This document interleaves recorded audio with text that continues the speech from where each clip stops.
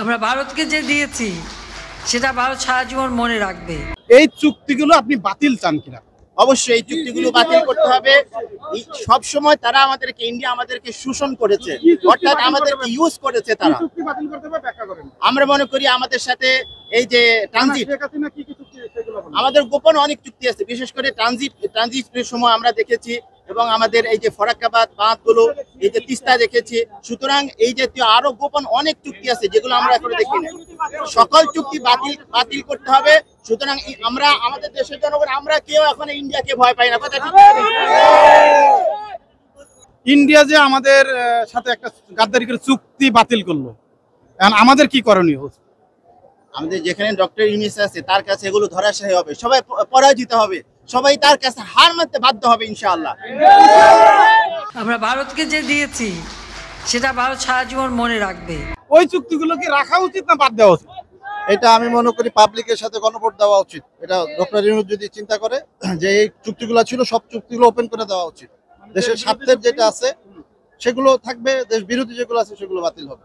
আমরা ভারতকে যে দিয়েছি সেটা ভারত সারা জীবন মনে রাখবে। অর্থাৎ বিভিন্ন ধরনের গোপন চুক্তি করে গেছে, তারা যেহেতু আমাদের চুক্তি বাতিল করেছে, আমাদেরকে ওই চুক্তিগুলো বাতিল করা উচিত কি? 100% করা উচিত। স্বার্থ বিরোধী, দেশ বিরোধী যদি কোনো চুক্তি করে থাকে সে চুক্তি আমাদের বাতিল করা উচিত। আর যদি দেশের স্বার্থের কোনো চুক্তি, সেগুলি আমাদের রাখা উচিত। এটা হলো সবচেয়ে বড়। তো ভারত কখনো আমাদের বন্ধু নয়, ভারত আমাদের বরাবরই একটা শত্রু। এই শত্রুকে আমাদের কখনো কোলের ভিতরে লালন করা উচিত হবে না। এটা হলো বড় জিনিস। এবং এদের কাছ থেকে আমরা নিজস্ব স্বাধীনতা এবং স্বকীয়তার ভিত্তিতে আমরা এই দেশটাকে এগিয়ে নিতে হবে। এবং এই সরকার যেটা পারবে, কোনো রাজনৈতিক দল সেটা পারবে না। কারণ প্রত্যেকটি রাজনৈতিক দলের স্বাধীনতার পর থেকে 54 বছর পর্যন্ত দেখে প্রত্যেকের রাজনৈতিক চাওয়া আছে, পাওয়া আছে, ক্ষমতা আছে, লুট আছে, পাট আছে, সবকিছু আছে। এখন পর্যন্ত দেখতেছি সরকার নির্মোহ সরকার, নির্লোভ সরকার। আমরা এই সমস্ত কিছু অ্যালাউ করা উচিত না। আমরা আমাদের সত্ত্বে নিয়ে বেঁচে থাকা উচিত, বিকল্প পন্থা অবলম্বন করা উচিত, যেটা বিগত সরকারগুলি ইন্ডিয়ার পদলোহন করতো। আমরা দেখতেছি এই গভর্নমেন্ট, ইন্টেরিয়র গভর্নমেন্টের চিফ জিনিয়াস অ্যাডভাইজাররা যারা আছে, তারা ইন্ডিয়াকে সমর্থন করে না। তারা আমাদের নিজস্ব সত্তার উপরে তারা বাঁচতে চায়, এবং এই নিজস্ব সত্তার বিরুদ্ধে আমি বলিয়ান হতে পারি, একদিন আমরা আমাদের মতো করে বাঁচতে পারবো। এটা হচ্ছে সবচেয়ে বড়। আমি এটা বলতে চাইনি, আমি বলতে চেয়েছিলাম আপনাকে যে আমরা ভারতকে যে দিয়েছি সেটা ভারত সারা জীবন মনে রাখবে। যতই আছে এগুলো সবকিছু বন্ধ করতে হবে, এগুলো উর্দু করতে হবে। সেখানে যত চুক্তি করেছে ভারতের সাথে, এই দেশকে সমস্ত এক কথায় তার যে চুক্তিগুলি আছে ভারতের সাথে, মোদির সাথে, সম্পূর্ণ চুক্তি এটা বন্ধ করতে হবে তার। এই দেশ সোনার দেশ, এই দেশ আমরা খেটে খাওয়া মানুষ, আমরা খেটে খাইতে পারি, আমরা কর্ম করতে পারি, আমরা কাজ করতে পারি। আমাদের দেশে কেন আজকে সেই মোদির সরকার, তার বাহিনী আজকে কেন বাংলাদেশে হামলা করতেছে? গত 2 দিন আগে দেখেছি আমার বর্ডারে আমার ভাই, তারা ধান খেতে গেছে, তারা ধান দেখতে গেছে, সেখানে তাকে ধরে নিয়ে তাদেরকে মেরে ফেলছে। এগুলো কোন ধরনের আচরণ শুরু করেছে? কোথায়? আমরা তো তাদের উপরে কোনো অত্যাচার করি নাই, জুলুম করি না। আপনারা দেখেন, যারা এই যে একটা গুজব ছড়াচ্ছে যে এই বাংলাদেশে হিন্দুদের উপর এরকম একটা চাপ, হিন্দুর উপর এই ধরনের একটা কূটনীতি করতেছে, সম্পূর্ণ মিথ্যা, সম্পূর্ণ অপব্যবহার। আপনি কোথাও পাবেন না। চোখে আপনি যদি যান, আপনি প্রমাণ করেন, এটা আপনি কোথাও একটা মুসলমানকে আপনি বের করতে পারবেন না যে হ্যাঁ এই মুসলমান এই হিন্দুর উপরে এরকম একটা চাপ সৃষ্টি করেছে, তার উপরে নির্যাতন করেছে। এটা সম্পূর্ণ মিথ্যা বানোয়ার কথা বলতেছে। দেখুন, ভারত, আমরা মনে করি ভারত একটি অনেক বড় রাষ্ট্র এবং বিশাল সুবিশাল রাষ্ট্র। সে যদি আমাদেরকে সাপোর্ট না দেয়, তাহলে আমরা হয়তো বা কোনো ক্ষেত্রে আমাদের ডাউন হয়ে যাবে, অথবা আমরা সেক্ষেত্রে কোনো না কোনোভাবে ক্ষতিগ্রস্ত হবো। সেটি সম্পূর্ণ একটি ভুল ধারণা। সেটি হচ্ছে যে ভারতের এগেইনস্টে এই দেশ হচ্ছে সোনার দেশ, সোনার বাংলাদেশ। এদেশের রেভিডেন্স এবং এই দেশের আয় অনেক বেশি। সেক্ষেত্রে আমি বলবো যে ভারত যতই হুমকি দুমকি দেখ না কেন, ভারত যতই আমাদেরকে লোভ লালসার প্রলোভন দেখাক না কেন, আমরা সেই ক্ষেত্রে ভারতের প্রলোভনে এবং ভারতের হুকুমে, ভারতের কি বলে সেটা শক্তি দিয়ে আমাদের এই বাংলাদেশ চলে না। আমাদের বাংলাদেশের সাথে হাত মিলানোর জন্য চায়না অনেক আগে দাঁড়িয়েছে, এবং বাংলাদেশে এই যে ফ্লাইওভার দেখতে পাচ্ছেন, এগুলো সব চায়না প্রজেক্ট করে দিয়ে গেছে, এবং চায়না আমাদেরকে চায়। চায়না শুধু চায়নাই নয়, বাংলাদেশ ছোট্ট একটি রাষ্ট্র, যেটি হচ্ছে যারা সারা বাংলা ওয়ার্ল্ডের মধ্যে সোনার কান্ট্রি, এবং হচ্ছে দেশ সোনার খনি। ওই ইন্ডিয়া যদি আমাদেরকে মনে করে যে আমরা আমাদেরকে তারা এটা সেটা দিবে। আমাদের শস্য শ্যামল সোনার বাংলা, ইন্ডিয়া থেকে পেঁয়াজ বন্ধ হয়ে গেছে, বিভিন্ন ধরনের আমদানি বর্ডারে সবকিছু এখন বন্ধ। তারপরে দেখেন যে জিনিসের দাম কতটা কমছে, কতটুক জিনিসের দাম এখন হচ্ছে আপনার এই সবজির দাম কত বাজারে কমছে আপনি চিন্তা করেছেন? তো সেই ক্ষেত্রে এদেশ সোনার খনি, এদেশ থেকে আসলে স্বর্ণ জন্মায় এবং এই দেশ থেকে স্বর্ণ না হইলে এই অল্প কিছুদিনের মধ্যে প্রফেসর ডক্টর মোহাম্মদ ইউনূস সাহেব এত বড় রেভিনিউ ঘুরাইতে পারে না। দেশ আসলে এখন অনেক উন্নতির দিকে অল্প কিছুদিনের মধ্যে গেছে এবং আমরা আশা করব আরো অনেক দূর এগিয়ে যাবে।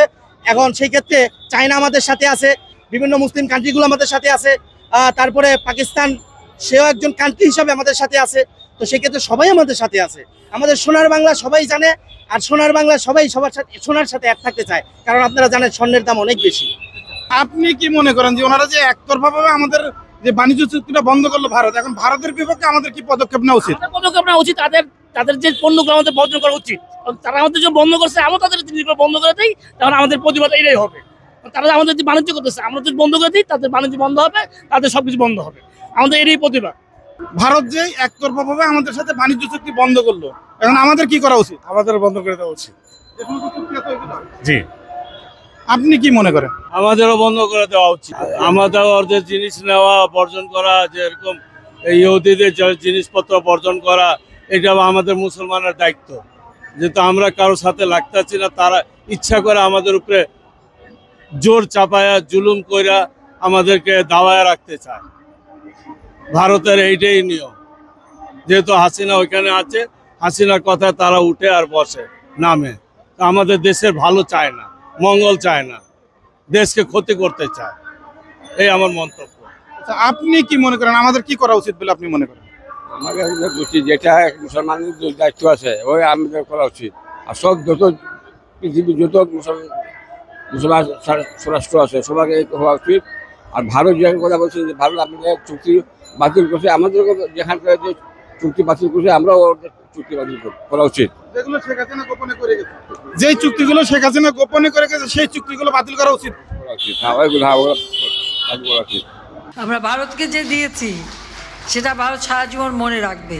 এই সমস্ত চুক্তিগুলোকে আপনি বাতিল চান কিনা? না, সেটা শেখ হাসিনা হোক, সেটা খালেদা জিয়া হোক, বা যে কোনো রাজনৈতিক দল হোক। আমরা যে আওয়ামী লীগ যে খুব খারাপ, আবার বিএনপি যে খুব ভালো, আমি রাজনীতির ক্ষেত্রে আমি বাংলাদেশে কোনো রাজনৈতিক দলকে আমি পছন্দ করি না।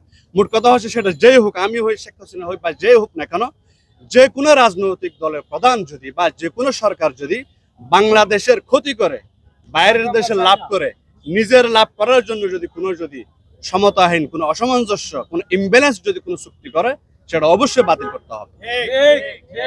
শুধু ভারত না, যে কোনো দেশের স্বার্থে, যে কোনো দেশের সাথে বাংলাদেশের সম্পর্কটা হবে সাম্যতার ভিত্তিতে, মর্যাদার ভিত্তিতে, সমতার ভিত্তিতে এবং নিজ দেশের লাভ হিসেবে সেভাবে সম্পর্ক থাকতে হবে।